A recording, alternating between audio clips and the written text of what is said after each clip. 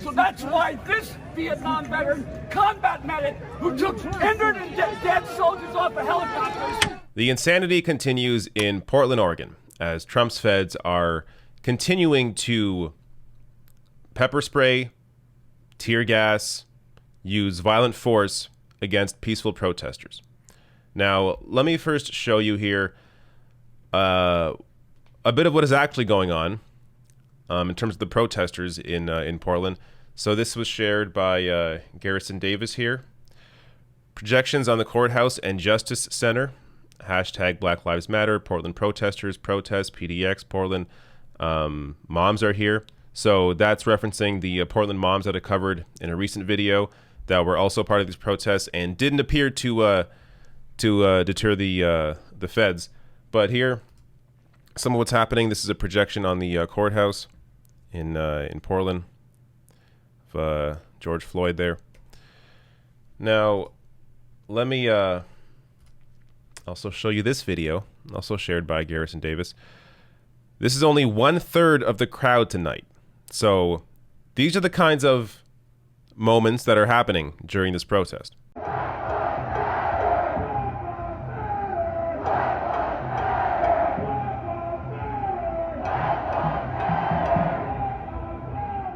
So this is just incredible. These people coming together from all walks of life, coming together to protest here to fight for Black lives.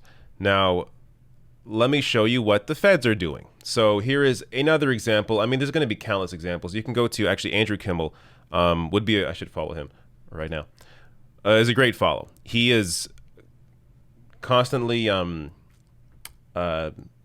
taping what is going on the streets there in Portland. He has long threads detailing a ton of different videos.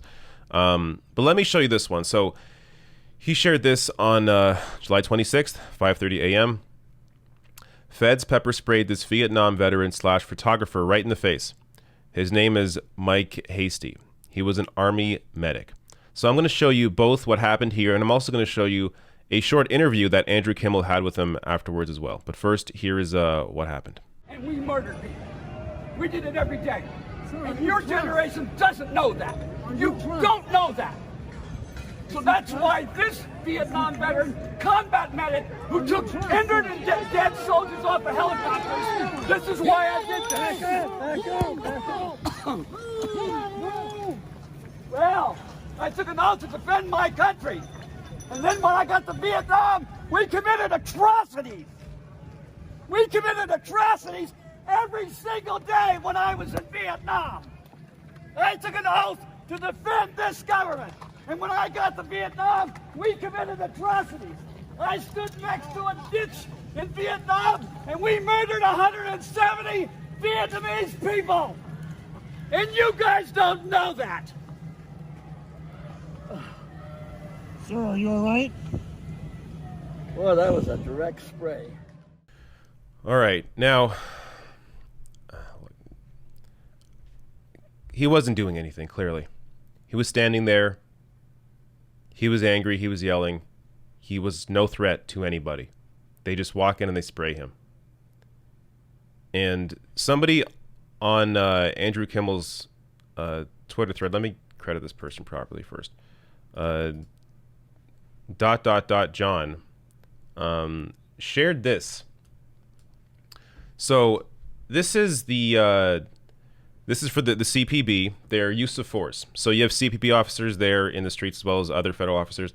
But this is what they say in terms of using that spray.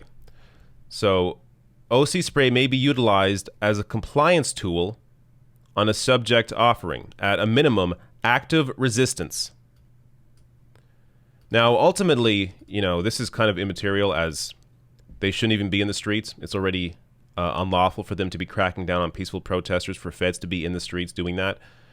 But on top of that, you have their use of force here, which is obviously going to be out of line with the actual procedures.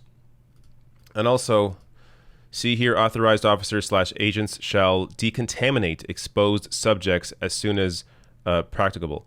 So they clearly also didn't do that. They sprayed the man and kept walking. And on top of all that, I know I just did a video on fact checkers and how sometimes they're wrong, but this is correct. Tear gas is a chemical weapon banned in international law for use in warfare. So you can't use tear gas in war. Yet it's perfectly legal to use it against your own people. Isn't that kind of screwed up? Now let me show you the interview. I believe this is it. No, it's not. Here it is. Let me show you the interview that Andrew Kimmel did with this Vietnam vet. I took an oath to serve my country in Vietnam, and when I got to Vietnam, my government was committing atrocities in Vietnam. Martin Luther King said a powerful statement when he said, "The greatest purveyor of violence in the world today is my own government." And that is true today. That's true then as it is today. So these police officers in this government claim that they're abiding by laws and that we should abide by these laws. When I went to Vietnam, our government violated those laws and we killed innocent people every day. I've lost a lot of friends that committed suicide and died from Agent Orange exposure and drank and drugged themselves to death. I was an Army medic. I was with the 1st Squadron, 10th Cavalry in An Khie, Vietnam. I was in a Cav unit. We had 3 fire bases of heavy artillery.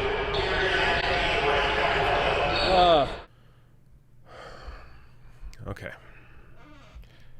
I wish I knew what to say here. I don't. What is happening in Portland is disgusting. And you have people like this standing up and understanding what is at stake here. Understanding how unlawful it is that these feds are there, that they're quote unquote cracking down on peaceful protests by escalating to violence.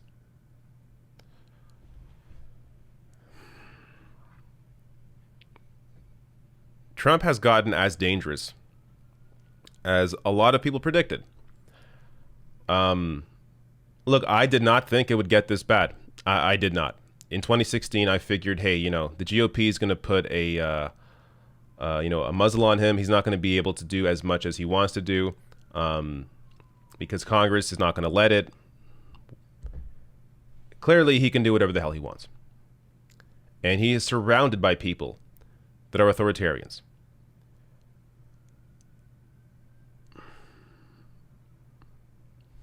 Look, whether you want to blame Trump, whether you want to blame the people around him because you think Trump's an idiot, which I think you would be correct to say. I do think Trump is a total moron, and I do think largely this is the people around him. I'm not saying that to excuse him. I'm saying that to show you how dangerous he is. That Trump is a vessel for the absolute worst people. People like Stephen Miller that is cheering this on. I did a video recently on Stephen Miller on Fox News talking about how we should be praising the feds in Portland for causing the destruction they are causing. I'm going to keep covering this because it's important. And by the way, all these videos get demonetized every time. I make little or no money off these videos. I cover this so you understand what is going on, so you understand what's at stake here. And by the way, also, since he is on the ground doing these interviews, let me try and zoom in on his support here. But here, I'll also link to Andrew Kimmel's PayPal and Venmo below the video as well. So you can support his work, support what he's doing on the ground. These are the real journalists. These people in the streets documenting this, covering this, interviewing people like this. These people deserve your support. They need your support to continue their kind of work. So make sure you support him as well if you can.